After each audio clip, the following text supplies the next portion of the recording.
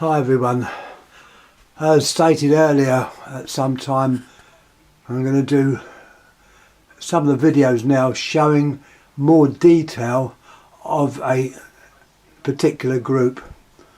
I'm going to put these down as the museum lamps and show different one. I call this a little museum, built up over many years. Yeah, I thought we'd start with the neons. It will give a more depth insight into them, and I'm just going to do the small ones to start off, so ignore the ones you see either side. The ones we start with are Pygmy lamps or sign type lamps, which are in fact neons, and these were made in various colours. Those two are made by Atlas. They're a neon lamp but with a coating which glows different colours. The purpose of these lamps was more or less as indicators. Here we have different sizes, different caps, but if you look at the electrodes, they're more or less all the same. They're the type favoured by Siemens over here and Osram in Germany, which is in fact a Siemens company. They've got like two discs, different bases. You've got one there that shows an unusual base being serrated, and the idea of that was to prevent the bulb shaking out. Get an idea of the size. They're quite small.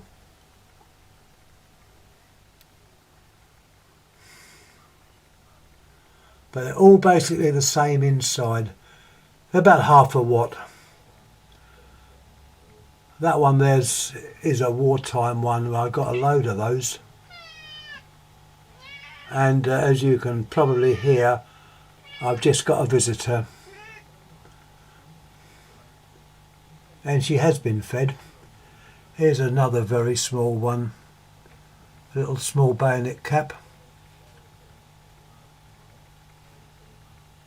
This one was used, and I don't know how it was used.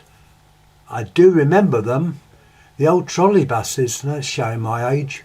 In fact, I used to go to school on a trolley bus.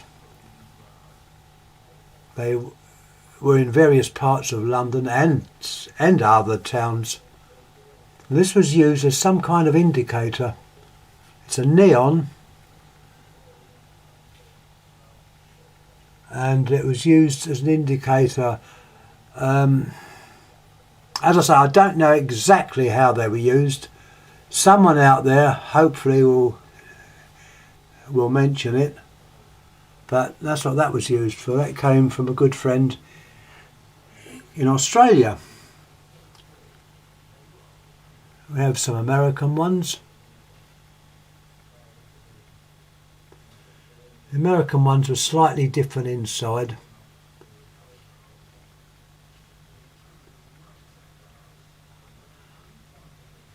That's a Continental Osram.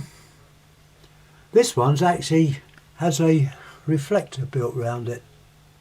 Possibly one of the smaller ones. It's got a small Edison screw.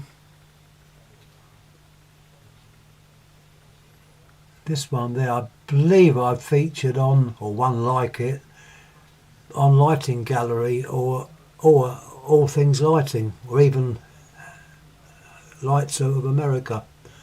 3 very good forum sites. A tubular indicator with 2 straight electrodes.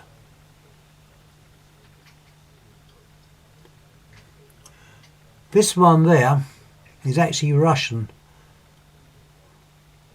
That's been well used, as you can see the silvering of the glass.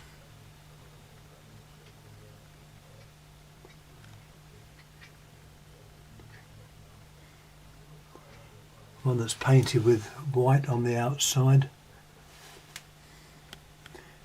This one is not a neon, well, it is a neon lamp, but it's a voltage regulator. Have a look at the cap. It's got that funny pin which is got that piece on it, either to lock it in place, I don't know, but that's actually used as a voltage.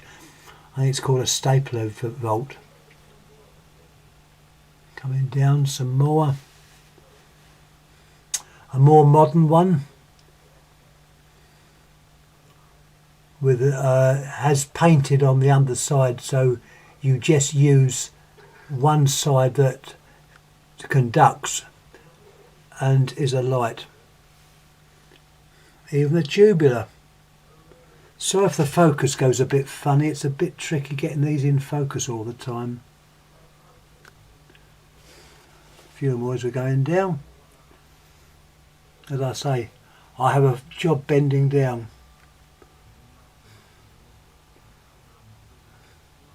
We've got a couple of larger ones there, but they're all indicator lamps, and the majority of those would need a resistor in series to operate them. If you put them on the full voltage, they will just go bang and smash. They'll be no good then, which is a great pity. Now, before I go, we've got another quick line coming down, which I'll speed up a bit. That lamp, by the way, is not a neon. It's a very old carbon filament, very old American one. That's a neon, which I don't really know what that was used for. It's got a form of valve base, probably to indicate a strength of the voltage or the light, but they used more in telephony radio work. An American lamp there. This is the same size glass as the small round 7.5 watt lamps that you find in America. It's got the electrodes there. A lot of these are in fact 110 volts and you can use them, but I say that with tongue in cheek, without worrying any resistances on it.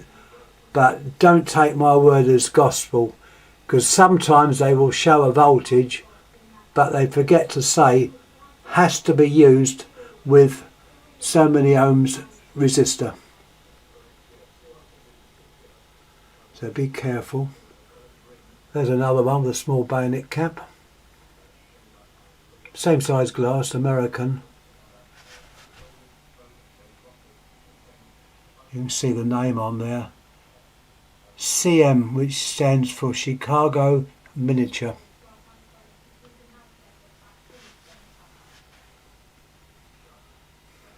Some small American ones. Once again, the innards are very much the same. The cap may vary, but they're oh, excuse me.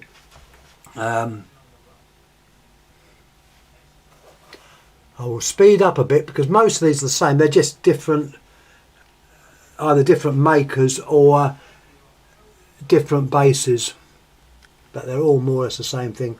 And all of these need a resistor. Some little miniature bayonet caps.